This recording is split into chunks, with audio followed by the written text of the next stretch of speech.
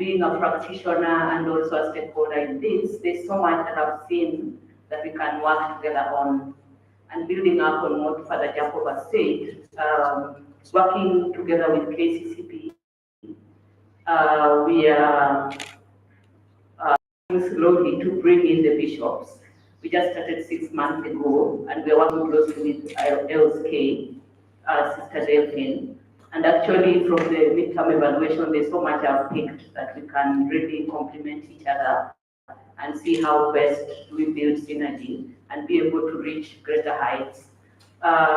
Based on that and the learnings, and also looking at yesterday's, the portrait, the global portrait, and the midterm evaluation, there are two things that are really running into my mind that I would want to learn from what the sisters have done.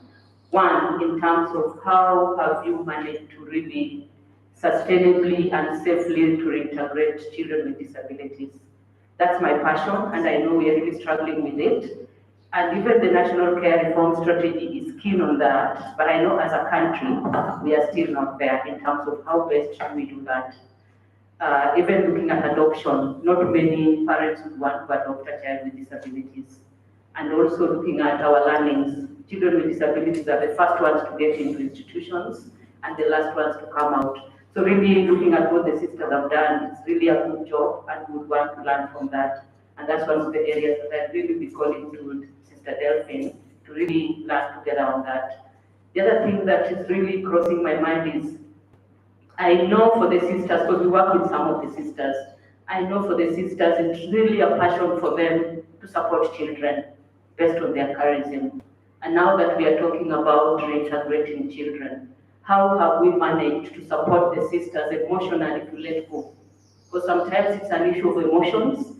I really want to support them, it's my call. I feel they're better here than back at home. How have we managed to help the sisters themselves to let go, so that they are also doing it in a space where they are also feeling safe and supported? And lastly, I know some of the institutions that are run by the Catholic are somehow rescue centers. And when you visit them and you see the cases that come in, sometimes some of them are traumatizing. And even to the people within the centers who are supporting, who are sisters, do we have a package or do we have a program for sisters or the people working in the centers to debrief for their own psychosocial support or mental health? Because they really encounter very difficult cases. A child has been defiled. You know, some children have been denied by their homes.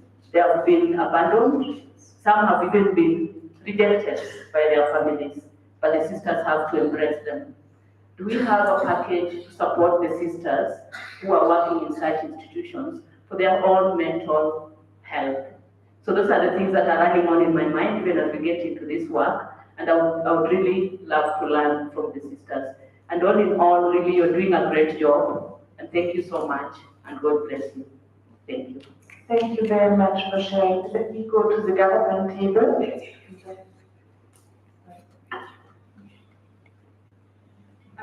Thank you very much. I'm Trofina Limba once again from Malawi, Ministry of Gender. I would like to, first of all, thank all the sisters for the nice sharing on the lessons.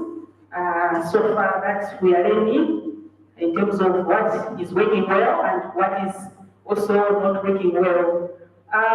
It's also coming out here in this house on the need for collaboration and coordination. So I wanted to learn from you in terms of coordination and collaboration. Apart from you coordinating with other associations within the church, and also information of the government, I would also want to know how you are coordinating with other childcare institutions. Because as CCI from the church, Catholic Church, there are also others. And we don't want to work in isolation, so I also want to learn from you how you are collaborating with this. And again, in terms of coordination with the government, in Malawi, we have what are known as technical working groups at national level as well as at district council level. So I wanted to learn how you are also engaged with these structures, if at all they are there, maybe the government from Kenya can assist us on this, because it's also very, very important to also meet at that level, at national level as well as at district level, even at community level, to share these experiences so that we are able to scale up, because our aim is to advance this agenda further. So without having to share through maybe review meetings, joint monitoring and supervision, we may be missing something somewhere. And I also want to emphasize on the need to coordinate and collaborate with the government, not in words, but in actions, in all the endeavors that we are doing. For example, when we are conducting studies, when we are doing the supervision, it's very important that we are taken on board so that we are able to provide the leadership, the oversight, and even the technical support that is required, so that at the end of the day, we don't see ourselves missing out or missing out something that is very important. Thank you very much. Thank you very much. And I noted down the questions. We will just collect 2 more questions. I would like to have people who have not spoken before. Is there anybody? Sorry, Dr. Roland, you are allowed to speak again. There in the back. So just to. And then thank you. Was afraid to see Gilly. I'm from Uganda, and I'm the child safeguarding officer for the Bishops' Conference there. But also I head the department for the apostolate at the conference. I just like to appreciate the work of the sisters and the testimonies, and I think this was wonderful work being done and the share we are having. I just want to stress one aspect, the aspect of the involvement of the laity, the parents. I know that one of those children looking for a home have to have parents. And even those who don't have parents, I feel that in our work, that aspect of involving the lay people and those who are the biological parents of children. Of course, most of us here are religious and not have our own children biologically, but those people who have children or seem to have children, we have an aspect they will bring in. They would make up, they would feel in doing this work. So I just want to stress that it would be useful that in our work as we do this, these things, we see what aspect could those who are married or with children, not necessarily married, but with children, what could they bring in the body more present, especially in the outreaches and going out to the children who are looking for a home. Also, when I mentioned the issue of parenting and empowering the families, but as you know, in the times we are in now, the family is a bit more than the way we knew. We have many single mothers and single fathers, but they have a lot to play. So I just want to stress that aspect, we do not lose as many. We don't lose the view of that part. The one who is raising the child, if he's somebody who is not necessarily biological parent, will be able to.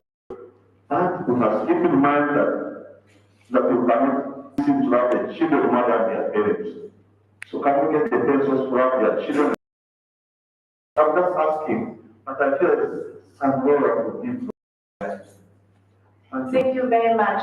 And I see that there are, I think, many more questions, but we will end with one question or comment of Father Stephen, and then I give opportunities to the sisters to also close the session and give their comments on your comments and also questions. Thank you, Father Stephen. Thank you very much. May I take this opportunity to thank GHR for the support for the sisters, because they say that they are actually inserting the DNA in the societies on child care. And therefore, this is a very good job that they are doing, and we are very happy that you have called us. Sorry, yesterday I missed I was being involved in the very critical government intervention for the whole day. Therefore, I could not have made it. I teach a course on children and trauma at the postgraduate level at the university. And one of the things that we are grappling with is the matters of interventions versus prevention, because the sisters are working on both the intervention and the prevention. But also I wish to comment on the issue of breaking the chain of child care or child abuse by breaking what we call the continuum hypothesis. The continuum hypothesis says the children who are abused, they have been modeled in that matter, and they will abuse their offspring. So I am happy that we can work on more intervention to break that continuum hypothesis, and also to involve the holistic approach of this that they have talked about, the family, the government, which includes the children's department, the law enforcement, the hospitals, and the psychosocial caregivers through therapy, so that these people, that chain is broken. So thank you very much for the wonderful work that you Thank do. you very much, Father Stephen. So I wish to close the session, and I invite each of you sisters to give a comment to which to give. One question I really heard was how you coordinate with other CCIs, so perhaps one of you can respond to this. We also had a question on government collaboration, that this will be the panel just after tea break, so they will talk about the government collaboration. So you can just share. Now, of course, got many questions and where we still have challenges in regards to adoption and struggling to reintegrate children with disabilities and the type of social well-being of staff and also of sisters. And I think they are also where we have to learn more in the future. But I invite you to just give your final comments. Okay, commenting on the question on how we are going about psychosocial support to the caregivers.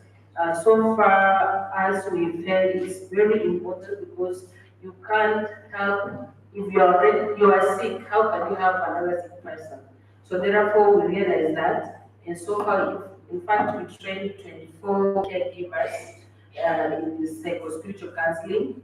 That is to support this interest and our training on that. So we are very much aware of that need, and therefore even the kids need that support, and therefore the sisters and the caregivers have to be trained so that they are able to help the children.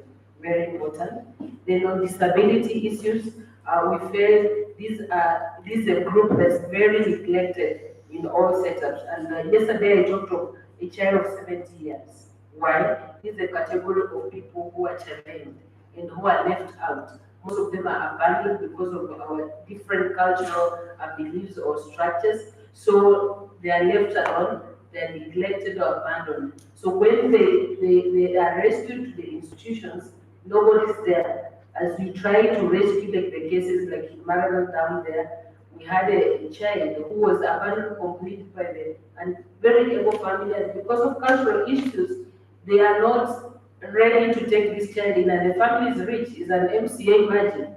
And how do we go about such issues? So we started training the sisters to know, especially how to assess cases, because it's not just like any child who is brought in is okay. They have to know to assess if this child is challenged in any way, because challenge is not only physical, they are challenged in many ways. Yeah, there is emotional, there is also psychological, and many others, even spiritual. Yeah, so they are able to at least diagnose this, and they're able even to know which institution, if this child is not suitable to be this institution, so they refer, because we've got institutions that are very specific addressing this need of children with disability. And on the winning hearts and minds of those who are not accepting care reforms, what we did, we thank God the Catholic Church as it is, it has very clear structures, and also the association has very clear structures. So it was very easy using the structures to go category and category, and for like us, we went first of all to the superior generals. So a superior general, first of all, to win their hearts and minds.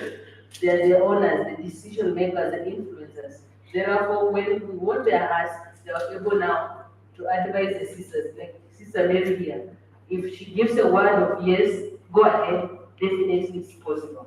So from them going to the administrators who are sisters, then when we won their hearts and minds, then the responsibility was to go to the community, and that's where now we are trying to see how do we reach out to the local administrators, to the leaders in the community, like the Bishop talked of these people who are very, very strong in any given setup in our cultural communities where we come from.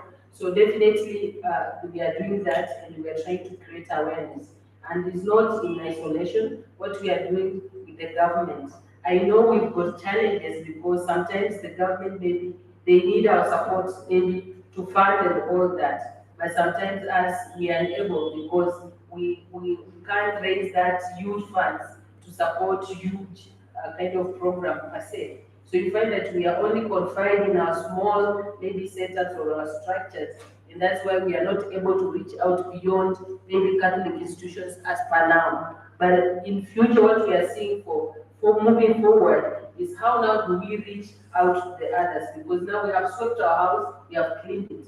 So therefore we are able even to invite others, because we wouldn't go out if our house is still yet dirty. So therefore that's what we are doing, clean the mess which is inside, then we are able to go out.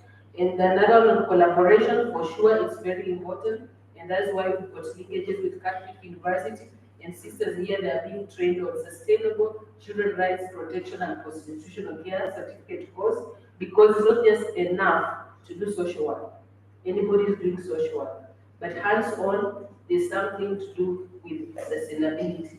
So how do we go about? And we thought about that, and with our higher institution, we've been thinking of interventions. As Father was putting it, prevention and intervention. How do we get keep? If at all we don't just go beyond the number. So we have been trying to do that. So I would say we have done a lot of training, sharing, and creating awareness. And let me pass the mic to the rest so that they can add. Okay, just to share a little bit, when doing all this with the core principles, it has to be for the best interest of the child. So therefore, we begin with the child, we don't discriminate the child, we allow them to participate. This is part of collaboration. Once you initiate the child in this, then collaborating with others becomes very easy. So we also move out to our local leaders, because this is the beginning of collaboration, so that we are able to initiate back or integrate back children to the communities. And then we move to children's officers. All these offices for children are also part of us, because we can't do it without them. So whatever we do for the best child, the best interest of the child, but we do it in collaboration. Thank you. Thank you so much, sister. Just to add on what the sisters have said, actually when we were doing safeguarding, the CCCK trained us in those congregations that came out that didn't have policies on child safeguarding.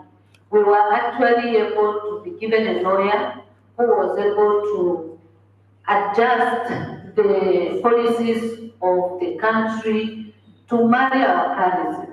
And we were given policies, like for our congregation, even those policies are used not only on the children's program, but also in other institutions like our schools and hospitals.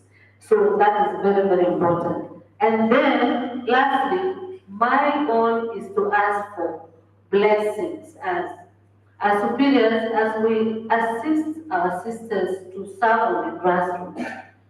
These changes come from the grassroots. We're in the slums, we're in those rural areas where things can really be difficult to start off, either in the parish all of the village elders.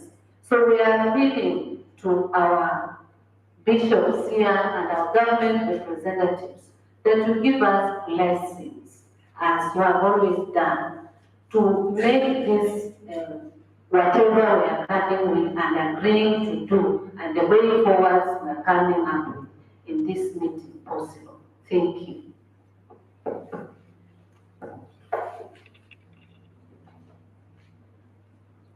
I want to share. I want to share on how we collaborate with other CCIs. I want to talk out of experience, like I'm from western part of the country, and in the county we have 7 sub-counties, and almost each sub-county has a children's home, a baby's home, and an orphanage, and it has been of great help that most of all these children officers, they know me by name and what we do. So there's a way I've been collaborating with them. Whenever they find a case in another CCI that cannot fit them, they've been calling upon me, sister, we have such a case in such children, so I will able to handle it, especially with the infants. We admit children from 1 day old. And we know that in the county, we are the only Catholic institution that cares for the infants. So all other children that arrive, they fall maybe they are taken to these other CCIs, they refer them to us through the children department, the barriers. And also, I'm a member of the Advisory Council, and this council, I share what we have learned, what we have learned through the CCK, and to realize that I've been calling upon them, other CCIs, to embrace care and reform. And from the look of the things, many of them have embraced it and are admitting that there's a need of children to be taken back to their families. And if we support children from their families, it is better, because if we remove one child from the family and we bring him to the CCIs and we leave 6, like what the other CCIs do, we are not helping, because we shall devour one child and the rest will bring them in the family. So we have been coordinating and calling upon them to help the children in the family, and see it is working. Thank you. And lastly, just to add on what the sisters have said, there was one participant who talked about the mental health of the sisters, and that is our area of interest as an association, where we also collaborate with other stakeholders like Akweka. Through the funding of the Hilton Foundation, we are able to provide retreats for the sisters who work in challenging ministries. And one of the challenging ministries, what we are discussing here, taking care of the children. You may find that the sisters sometimes miss maybe retreat because they are busy taking care of the children within the child care institutions. And also the collaboration we have within our different programs in the association. We have the Health Association of Sisters of Kenya, where they are raising a lot of capacity building on empowering the sisters on mental health. So it's taken care of. And moving forward, I want to say that, as Father Bosco said, that these are collaborative ministry, and we call upon the pastoral desks within our different dioceses that we may come together to how and discuss more how we can advance the care reforms. And my parting shot in this, I would say that in the spirit of synodality, let's work together in communion, participation, and mission. Thank you. Thank you very, very much, dear sisters, for sharing, and I especially thank you, David, for being here and sharing your expertise and your experience in doing the work. So now we have a tea break, and I'm sure you are looking forward to it, and we will be back by 11:15, and then we will talk about the collaboration with the government. So half an hour tea break.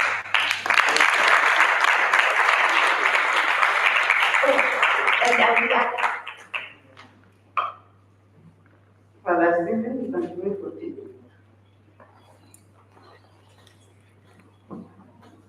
Let us pray in the name of the Father, and of the Holy Spirit.